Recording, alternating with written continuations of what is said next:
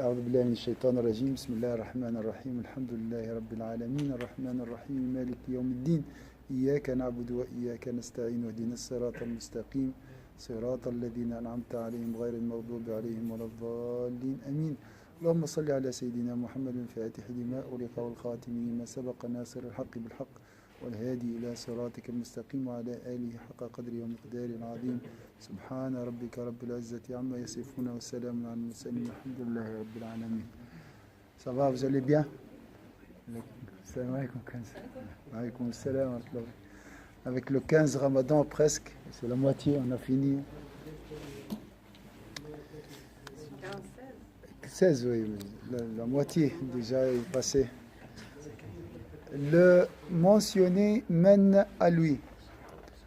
Le mentionné mène à lui.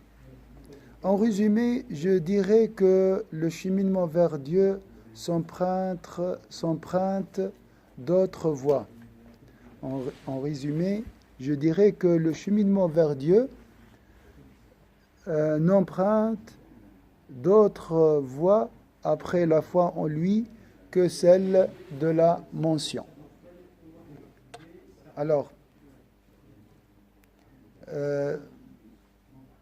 quelle est l'importance du mention d'Allah Azza wa Jal, de la mention d'Allah Azza wa Jal? En résumé, je dirais que le cheminement vers Dieu n'emprunte d'autres voies après la foi en lui que celle de sa mention. Alors, quelle est l'importance, la valeur, la réalité de la mention d'Allah d'après cette phrase? Après la foi, c'est la première chose, selon le Cheikh. Vous voyez l'importance de dhikr. Après la foi, l'adoration, la meilleure adoration, c'est l'invocation d'Allah Azza wa Jal, la mention d'Allah Azza wa Jal.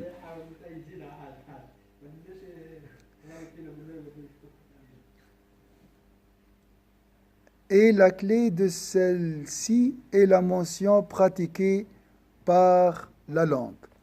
Dans la mention, nous avons une clé. Ça veut dire quoi, une clé? Une solution ou une introduction aussi. Ça commence par la langue, comme on a dit, et ça finit par l'abstraction de tout ce qui n'est pas l'adoré. Ça, c'est... en fait, c'est la sagesse concerne cette idée. Même si la personne n'est pas concentrée dans l'invocation, qu'il invoque Allah Azza wa Jal, peut-être il passe d'une invocation insouciante à une invocation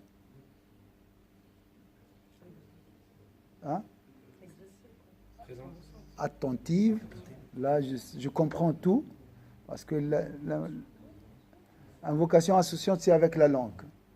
Invocation attentive, là, je suis présent avec la raison seulement. Là, cette invocation attentive peut mener à une invocation présente. Ça veut dire quoi, présente? Voilà, avec le cœur, avec les émotions. Je peux pleurer, je peux ressentir de la joie. L'invocation attentive, elle est un peu froide comparée à l'invocation présente. Là, il y a les émotions, l'amour. Si tu continues à invoquer Allah Azza wa Jalla avec un cœur présent, tu peux aller même à cette abstraction, c'est l'absence. C'est ce qu'on appelle aussi l'ivresse de dhikr, l'extase spirituelle. Là, tu oublies tout. Et ça, c'est le summum du bonheur. Et dans ce degré, il n'y a pas de fin aussi. Alors, c'est pour ça qu'on parle de la meilleure adoration après la foi, après avoir la foi, c'est l'invocation d'Allah Azza wa Jalla. La clé de cette invocation, c'est l'invocation avec la langue. Ça commence avec la langue. Et peu importe que le cœur soit inattentif, car le mouvement de la langue employé à cette action aura pour effet d'éveiller le cœur peu à peu. Des choses très importantes. Quelle est l'utilité de l'action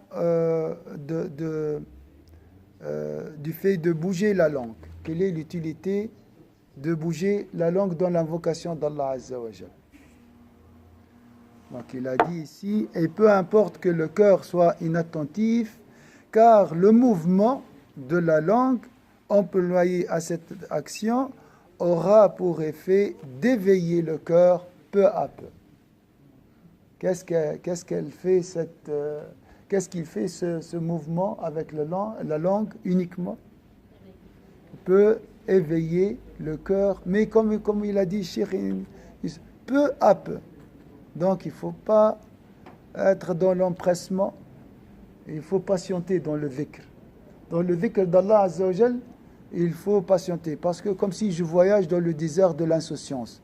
Avant de voir les paysages et tout ça, je dois traverser un désert et souvent on a peur ou bien la voiture tombe en panne dans le désert ou on est fatigué, assoiffé, donc on arrête. Non, on continue, Inch'Allah. Parce que l'éveil viendra peu à peu.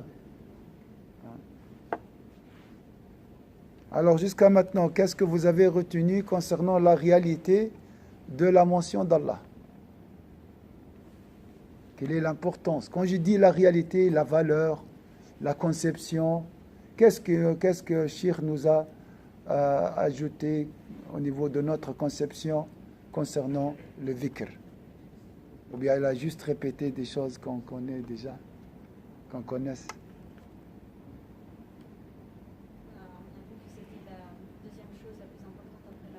Oui. Et que quand on fait le dhikr, c'est un effort à faire, donc on commence par la langue et ensuite ça mène au cœur.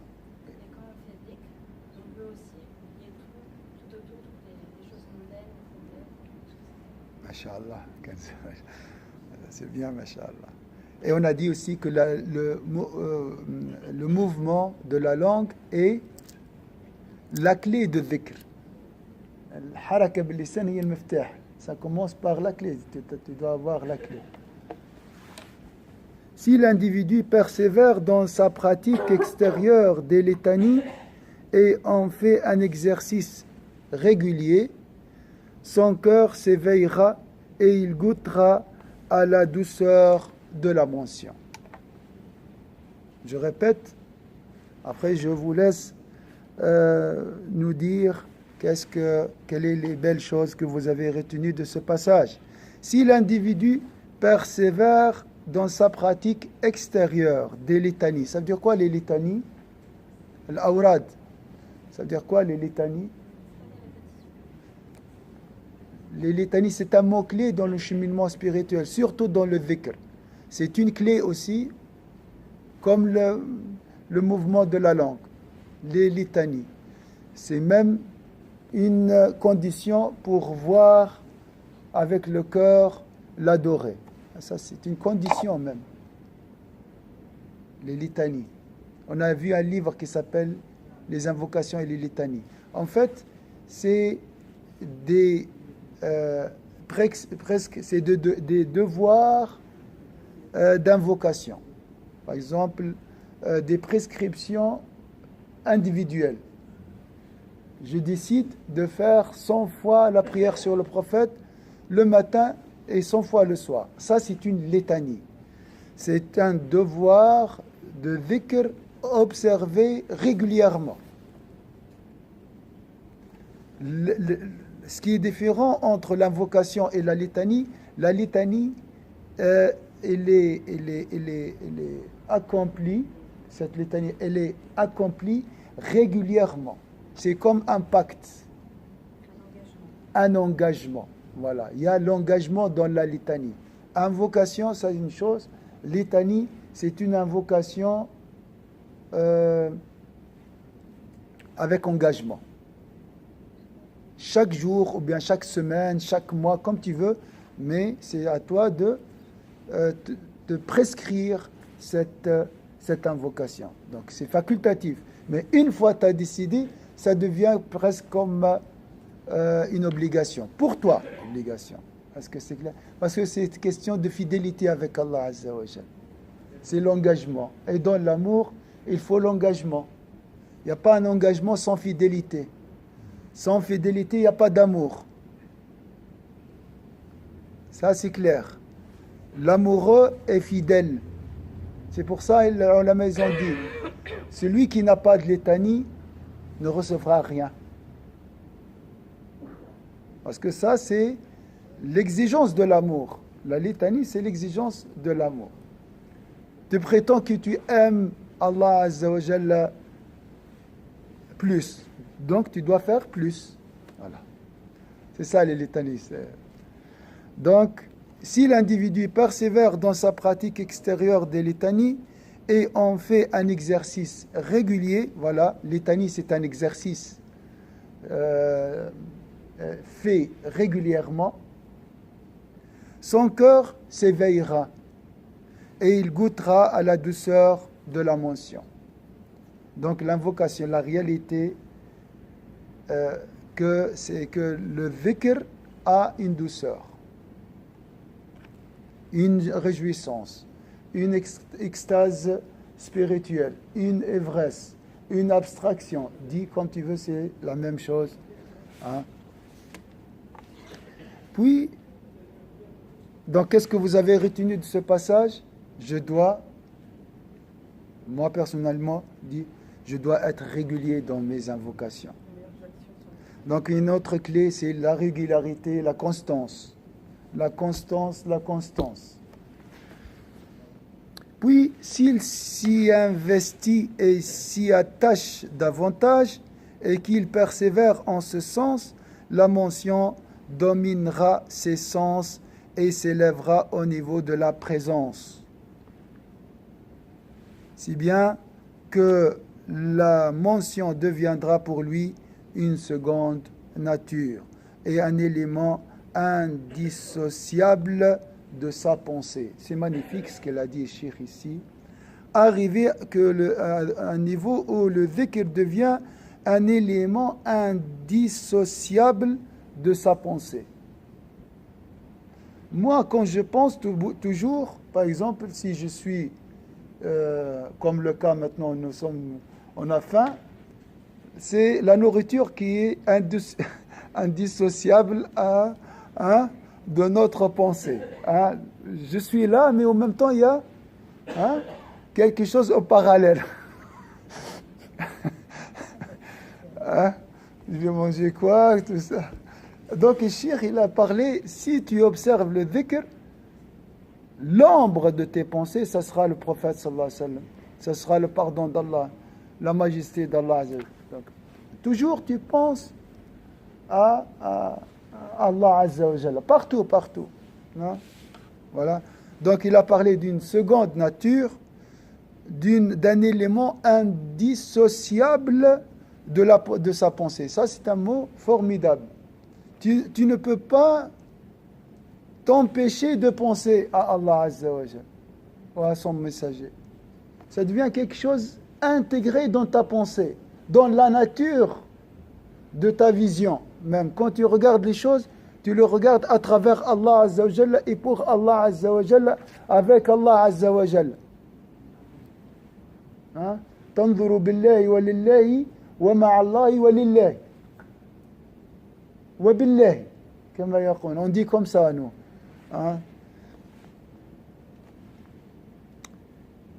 Puis sa persévérance, alors là je reviens sur ce passage qui est très important, puis s'il s'y investit et s'y attache davantage et qu'il persévère en ce sens, la mention dominera ses sens. Dominera ses sens. Donc celui qui invoque Allah constamment, régulièrement, on voit ça dans son corps, dans ses actions, dans son visage, dans ses sourires, dans ses regards, tout sera dominé par le dhikr d'Allah Azza wa Jalla. Comment il marche, comment il parle, on peut faire la différence entre un invocateur d'Allah Azza wa Jalla et un insouciant. Hein. Pourquoi? Parce que, mais on parle d'un degré très haut. Là, c'est la mention qui domine, arrive à dominer ses sens. Et donc ça veut dire quoi? Invoquer Allah Azza wa Jal. Être à côté d'Allah Azza wa Jal. Comment je vais réagir? Et en même temps, j'imagine Allah à côté de moi. Ou comment je vais agir et je vois le prophète à côté de moi. Comment je vais m'asseoir, il y a le prophète à côté de moi. Comment je vais parler alors que le troisième, c'est Allah, le témoin, c'est Allah Azza wa Jal. Vous voyez? Ça devient, comme il a dit Cheikh, un élément indissociable de sa pensée. Il n'a pas besoin de penser à Allah Azza wa Jal. Elle est là, elle est dans ses pensées. Mais ça, c'est avec la constance. C'est l'invocation constante. Et surtout, garder espoir, ne jamais baisser les bras. Ne jamais baisser les bras parce qu'on n'a pas le choix entre le bonheur et le malheur. Si on est devant le bonheur et le malheur, on n'a pas beaucoup de choix. Est-ce que c'est clair? Mais donc, je n'ai pas le choix de garder espoir. Je dois garder espoir. C'est indispensable pour mon existence. Hein. Puis, sa persévérance dans une telle évocation constante de Dieu lui fera peu à peu perdre la conscience de tous les êtres et le plongera dans la contemplation de Dieu. Ça, ce qu'on appelait l'abstraction, c'est perdre la conscience de tous les êtres. مادام شيخ مازلت متقلق خاطر قالوا لك وقالوا له ويقال وسيقال وما قيل فراك مازلت ما وصلتش للغيبة هذه. Si tu es encore dérangé par les paroles des gens, par les panneaux publicitaires, par l'adoration des gens, faut pas s'inquiéter trop de ce que les gens pensent. C'est l'adoration des gens. Oui, c'est une adoration. Oui, c'est un au moins on peut dire c'est un déchirement. L'âme est déchirée. Donc, si tu es encore attentif à ces frivolités, là, on n'est pas dans le degré de l'abstraction. Hein? Même ici, tu perds la conscience de tous les êtres, bien ou mal. Tu oublies le bien et le mal. Tu vois rien, en fait, en dehors d'Allah Azza wa Jal. Ça, c'est le degré le plus profond. Et là, tu peux passer des heures de prière de nuit, tu sens rien. Tu sens rien, tu n'es pas fatigué. Vous savez pourquoi je dis ça? Dans le tarawih, hein, il nous faut cette abstraction. Hein, et tu souhaites que l'imam prolonge. Vous comprenez qu'est-ce que je veux? Hein. Cet état est celui qu'on appelle l'unicité contemplative. L'unicité contemplative. Alors moi je traduis pour les arabophones shuhud al-wahda. Shuhud al-wahda.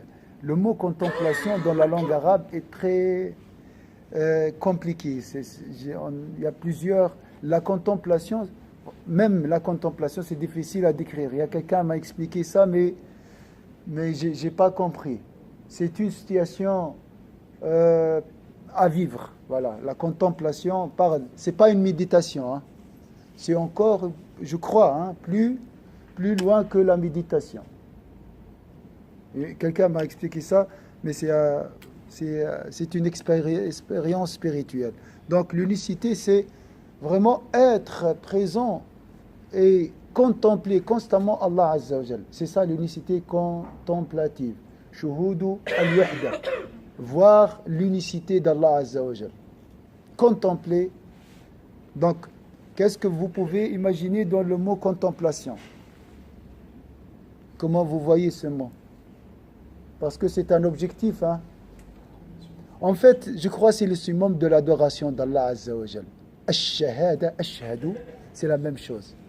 C'est غاية الوجود هي الشهود.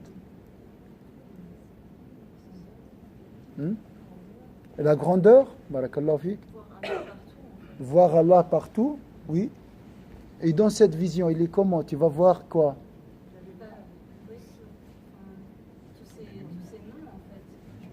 Les noms d'Allah Azza wa Jal. D'accord. Mais quand tu parles de voir quelque chose qui est palpable normalement. La beauté de la création. La beauté.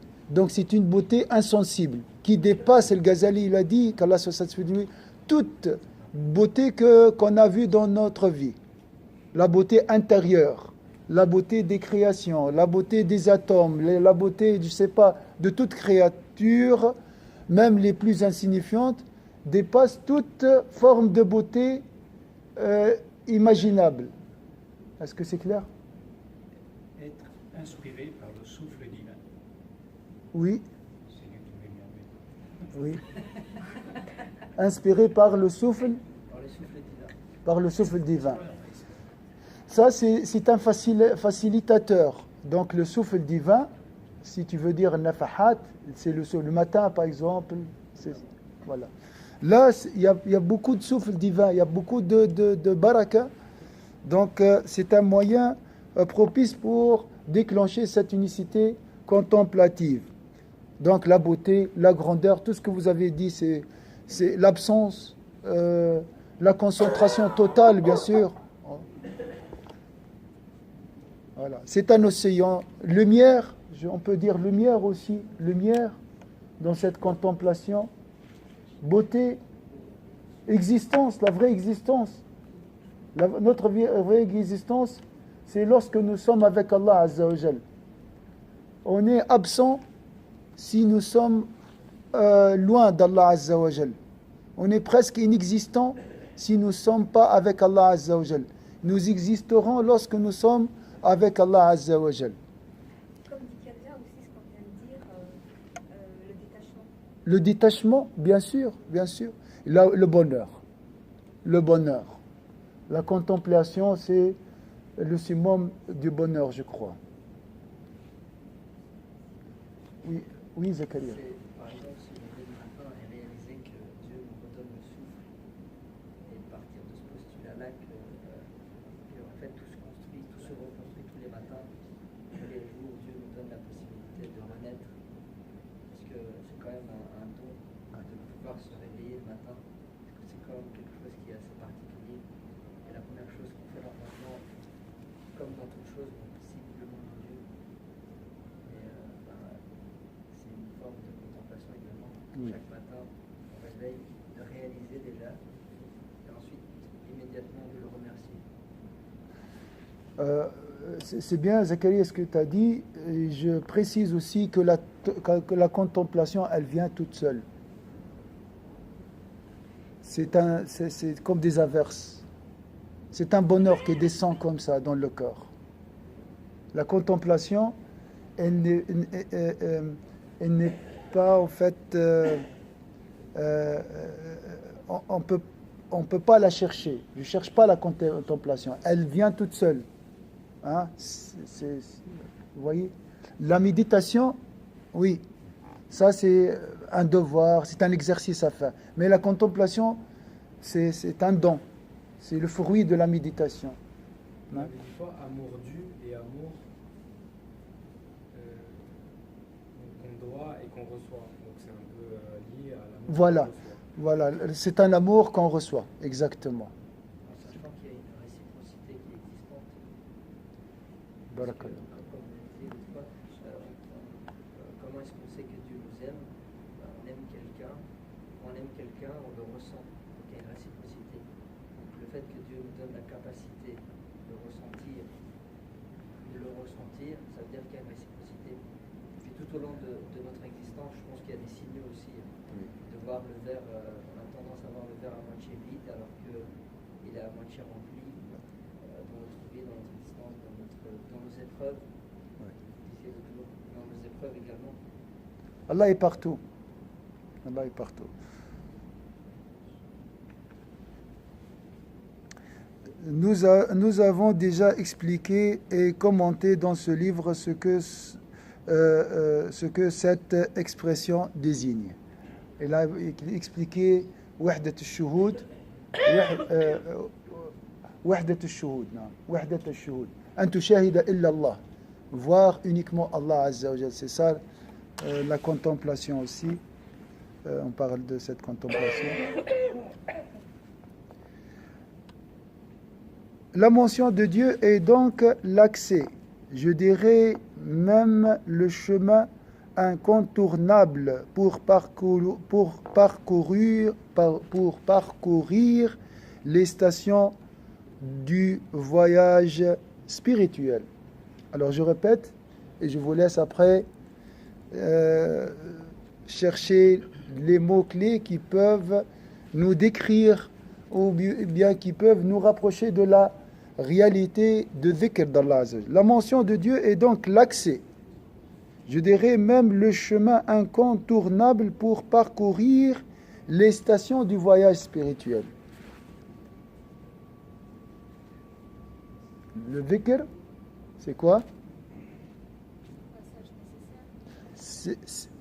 C'est un passage, oui.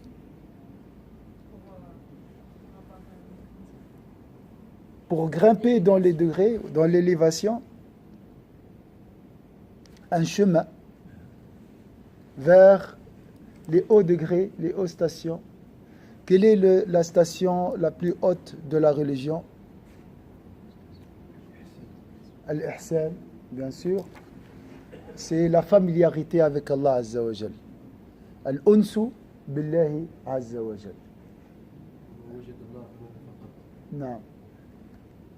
Donc dans ce cas, tu essaies toujours de rester avec Allah Azza wa Jal. Éviter tous les êtres et toutes les créatures pour parler, entrer en confidence avec Allah Azza wa Jal. Ça c'est la familiarité, c'est le summum. Ou bien être avec les gens, en même temps être avec Allah. Elle est le compagnon dont on ne saurait se passer à aucune étape de ce voyage. Et elle est le principe sans lequel les adorations et les dévotions sont reléguées au rang de forme sans contenu et sans utilité. Qu'est-ce qu'on peut retenir aussi? Je vais répéter. Elle est le compagnon dont on ne saurait se passer à aucune étape de ce voyage. C'est quoi la mention selon cette phrase? C'est comme un péage sur l'autoroute, on a toujours besoin. Un compagnon. C'est quelqu'un avec toi dans la voiture. En plus, c'est un compagnon. Donc si je suis seul, je sens la solitude, je prends mon chapelet, j'invoque Allah Azza wa Jal. C'est mon compagnon. C'est un mot très bien, pour passer à une étape dans ce voyage. Et elle est le principe sans lequel les adorations et les dévotions sont reléguées au rang de forme sans contenu et sans utilité. Donc, sans le dhikr, c'est quoi aussi? Hein? Je répète, et elle est le principe sans lequel les adorations et les dévotions, comme la prière, comme le jeûne, sont reléguées au rang de formes sans contenu et sans utilité.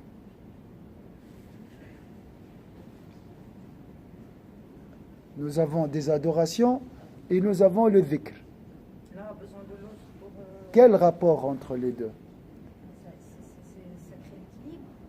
Oui, parce que l'adoration, là on parle de la forme, la mention c'est l'âme. C'est l'âme de l'adoration et des dévotions. C'est l'esprit, c'est la vie des actes. Donc, une prière sans la mention d'Allah est une prière vide, machinale. C'est ça. Donc, il a dit, indépendamment de leur degré de validité d'un point de vue extérieur. La prière, mashallah, elle est extérieurement valable, mais vide intérieurement. C'est possible. Donc, l'âme de l'adoration d'Allah Azza wa Jalla, l'âme de l'adoration d'Allah Azza wa Jalla, c'est quoi? C'est la mention d'Allah Azza wa Jalla. Car le degré de validité de celle-ci dépend directement de leur forme et de leur modalité apparente. Ça, c'est la jurisprudence. Voilà, la prière est accomplie de la meilleure manière. Il a fait comme ça. Intérieurement, elle est asséchée, elle est vide, elle est d'aucune utilité. Donc, le dhikr, c'est l'esprit de l'adoration. Hein? L'esprit de l'adoration. La question maintenant, mes chères sœurs et frères, comment vous évaluez nos dévotions? Comment vous voyez et qu'est-ce que vous cherchez à améliorer dans vos adorations? À renforcer sa foi, à réveiller sur le cœur. Réveiller le cœur dans la dévotion. Et ça, ma sœur Monia, il faut travailler ça avant la prière. Il faut invoquer Allah beaucoup. Il faut préparer le cœur à être présent dans la prière. Donc, j'imagine le prophète sallallahu alayhi wa sallam était toujours avec Allah dans sa vie. Et dans la prière, c'est encore plus. C'est pour ça qu'il a dit la prière est la prunelle de mes yeux. Il ne faut pas attendre la prière pour trouver la proximité, chercher la proximité d'Allah. C'est déjà 5 minutes. 5 minutes, il faut vider tout d'abord l'esprit de la distraction, tout ça. Oui, Zakaria. L'humilité. L'humilité, c'est le recueillement, tu veux dire, ou bien Non, justement, avant de pouvoir se présenter devant Dieu, pour répondre à votre question. Rappelez-moi, c'est quoi votre question que vous voulez poser? comment qu'est-ce que vous cherchez à parfaire dans votre prière? Justement, L'humilité, l'humilité, c'est justement d'être humble dans sa manière de se présenter à Dieu, parce qu'on n'est rien en fait, finalement. De ne pas se satisfaire en fait en disant que en fait, je prie. ça c'est vrai. Ça, Déjà, pouvoir enlever distraction, épreuve, tout ça, et ensuite venir à un niveau. Et je peux être orgueilleux dans ma pratique religieuse. Je pense que, pas, je dirais, je peux être élégant. Je peux être fier, bien sûr, de prier Dieu, élégant, avec élégance, avec gratitude et reconnaissance. Mais je ne dirais pas orgueil, parce que je pense que l'orgueil, c'est plutôt un adjectif qui qualifie le mal dans le rapport avec Dieu. Le shaitan était orgueilleux avec Dieu. C'est son orgueil qui l'a trompé. Nous, on ne peut pas parce qu'on est faible. Et si on Mais si je dédaigne la prière, je ne donne pas. Bâcler, ça veut dire quoi? La négligence. Et pourquoi je néglige? J'ai quelque chose de plus important. Parce qu'on n'a pas en fait, il y a le degré de priorité. Sur une journée, on a 24 heures. Si on prend 5 minutes par prière, c'est 25 minutes. Donc si on n'a pas la capacité de se dire qu'en une journée, on est incapable de consacrer une demi-heure à Dieu, c'est qu'on doit s'inquiéter déjà, de 1, et de 2, on doit se reconsidérer les choses. Parce qu'on n'est pas dans la même degré de priorité. Alors que si on part du postulat, par exemple, j'ai une échéance aujourd'hui importante, je suis au travail, j'ai une réunion importante, je me dis, tiens, je dois vite me préparer le matin, je suis déjà en retard. Je prends un exemple, je suis déjà en retard, j'ai oublié de prier. Je me dis, de toute façon, je suis en retard, je ferai la prière plus tard. Alors que si je pars du postulat que, non, je prie d'abord, et tawakkal-toi Allah, tawfiq wa rida, les deux éléments élémentaires, en disant, j'inverse peut-être, et je m'en remets. Bien sûr, j'accorde aussi le respect et priorité à ce qu'il soit, j'accorde une importance justement à ça. En tant que quand même, Dieu m'a réveillé ce matin, c'est déjà important. J'ai peut-être raté l'heure de la prière, mais la première chose, la moindre des choses, en fait, par respect, par gratitude et par reconnaissance, faire preuve d'humilité, commencer la journée comme ça, et ensuite, très certainement, de toute façon, c'est Dieu qui a dirigé mon existence, adviendra de ce qu'il doit advenir, il dirige, il oriente ma journée.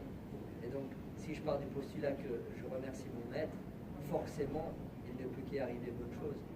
Et si chacun fait une introspection personnelle, il vit ça, en fin de journée, si on y pense bien, quand moi je prie, j'ai une satisfaction. quand bien même peut-être que ce que j'ai prévu aujourd'hui ne va pas aboutir, il n'y aura pas le fruit de ce que j'ai pensé, mais au moins j'ai une satisfaction. Allez, quand même, j'ai prié. Qu'Allah nous aidera à être humble. Tu as raison. Ah, mais on est très orgueilleux. Hein. Ah oui. On connaît tout, on sait tout, tout est facile, je peux tout faire, je peux tout gérer. Tu as raison. Mais on est partout arrogant et orgueilleux. Partout, dans tous les domaines. Et c'est pour ça que ça ne marche pas. Hein.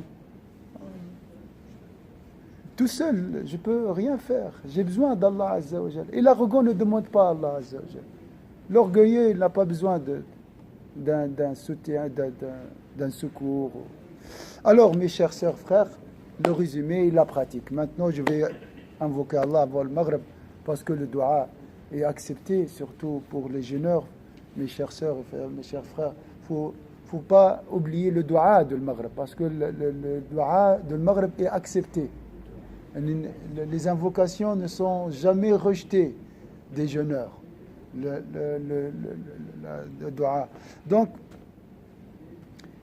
vous allez invoquer Allah et faire dua. Alors, avec quelle conception, avec quelle nouvelle conception vous allez invoquer Allah Azza wa Jal? Ou bien des mots, on a des mots, mais derrière ces mots, peut-être il y a des remèdes qui peuvent guérir notre démotivation concernant le dhikr, parce qu'on a besoin toujours de se motiver. Qu'est-ce qu'on a dit? Le dhikr, c'est quoi? Selon Cheikh, des belles paroles. Il a dit des mots.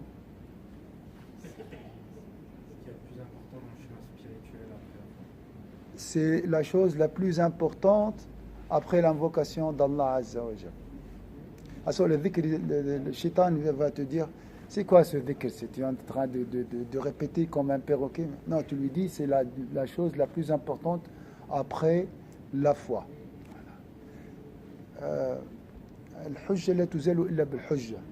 La preuve ne sera, l'argument ne sera chassé, l'argument démoniaque, ne sera chassé que par un argument lumineux. L'autre fois, il y avait une discussion avec un frère bouddhiste, il m'a dit, moi, qu'est-ce que je fais? Je fais rien. Les suggestions malignes, les mauvaises pensées, je les laisse passer. Non, monsieur, ils vont retourner. Ils vont sortir par la porte, par la fenêtre et retourner par...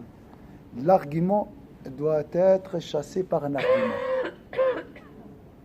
Il n'y a pas oublié, jamais. Si tu as des doutes, ces doutes demeureront éternellement dans ton cœur. Ils ne seront chassés que par la certitude. L'invocation, ma sœur, c'est un cheminement, c'est un chemin. C'est un facilitateur de la certitude, de l'acquisition de la certitude. C'est pour ça qu'il est très très important. Donc, deuxième chose, moi j'ai le document, j'ai envoyé, on ne sait jamais le cours. Comme ça, vous le dites. Vous avez le droit au document.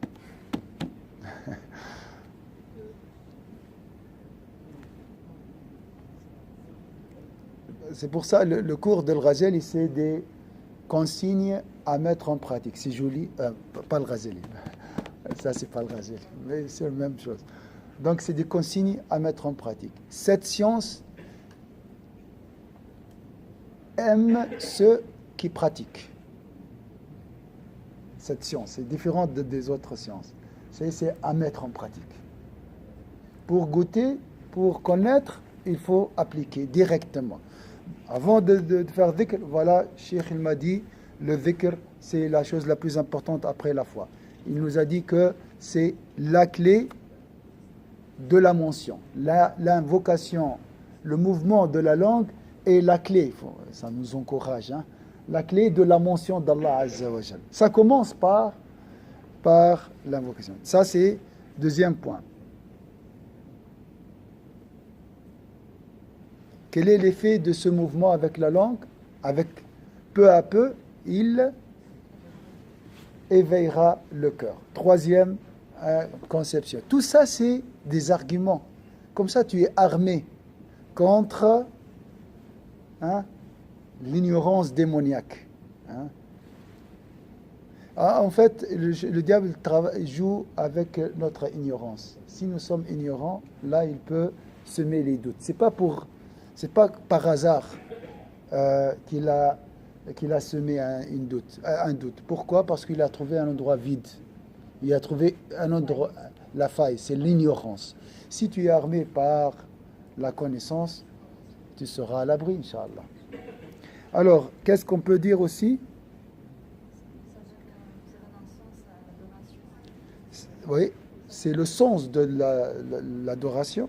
Il donne un sens à notre adoration, un esprit, une vitalité, une âme, hein, une essence. C'est l'essence de l'adoration. Hein, je parle d'une adoration de forme. Qu'est-ce qu'on peut dire aussi? On a parlé que pour arriver à la douceur de la mention d'Allah, il y a une autre condition, la constance. La constance mène à la douceur. Donc, maintenant, qui peut m'expliquer aussi ce degré d'abstraction? Qu'est-ce qu'on a dit à ce sujet? C'est quoi l'abstraction dans le dhikr, le degré le plus haut? Comment vous voyez cette abstraction? On a parlé de douceur, on a parlé...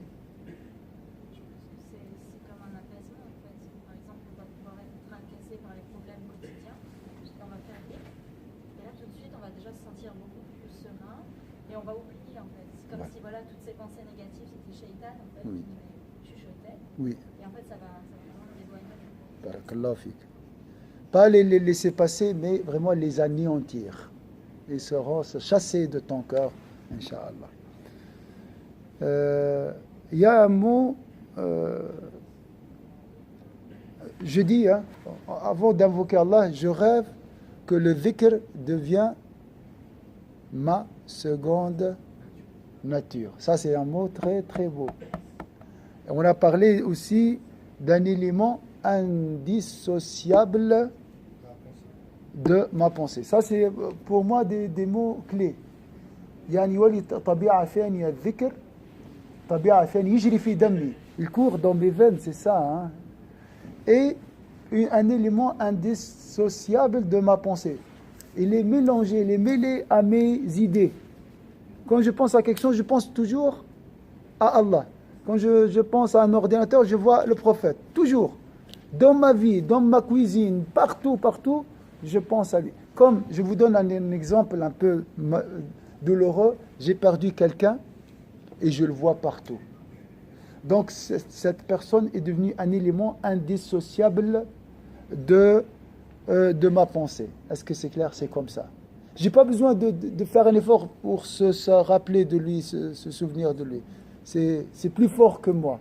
Je pense souvent les mères qui perdent, nos mères quand ils perdent leurs époux, hein, ils passent des fois des années. Hein, ma mère, elle aime beaucoup sa mère. Hein. Elle m'a dit, subhanallah, mais elle la voit chaque nuit. Chaque nuit, elle voit sa mère. J'ai dit, subhanallah, qu'Allah nous donne l'amour du prophète, Inch'Allah. Hein, tu vois, ces gens qui sont saints. Elle m'a dit, non, mais moi, toujours, elle est avec moi. Elle est toujours avec moi. Toute la journée, elle m'a dit. Toute la journée aussi. Bien sûr, si elle la voit chaque nuit, donc pendant la journée, elle est avec elle. Donc, vous voyez, c'est ça, on parle d'un élément indissociable de la pensée. Faites dua. Dites, oh Allah, fait que la mention soit ma seconde nature et un élément indissociable de ma pensée. Puis, qu'est-ce qu'on rêve aussi dans le dhikr? D'arriver à perdre la conscience de tous les êtres et se plonger dans l'unicité contemplative. Vraiment, ça c'est...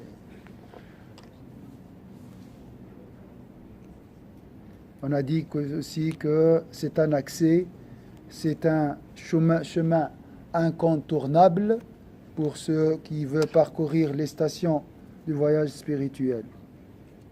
Et c'est l'essence de dhikr. Voilà quelques points. Je vais, Inch'Allah, vous mettre avec un stabilo les mots clés de l'invocation d'Allah Azza wa Jalla. On ne va pas vous charger Marwan, toujours du résumé. Est-ce que vous avez quelque chose à rajouter? qu'Allah nous rassemble au paradis, Inch'Allah. Rabbi ijma'na fil jannah, Inch'Allah. أعوذ بالله من الشيطان الرجيم بسم الله الرحمن الرحيم والعصر إن الإنسان لفي خسر إلا الذين آمنوا وعملوا الصالحات وتواصوا بالحق وتواصوا بالصبر سبحانك اللهم وبحمدك نشهد أن لا إله إلا أنت نستغفرك ونتوب إليك سبحان ربك رب العزة عما يصفون وسلام على المرسلين الحمد لله رب العالمين بارك الله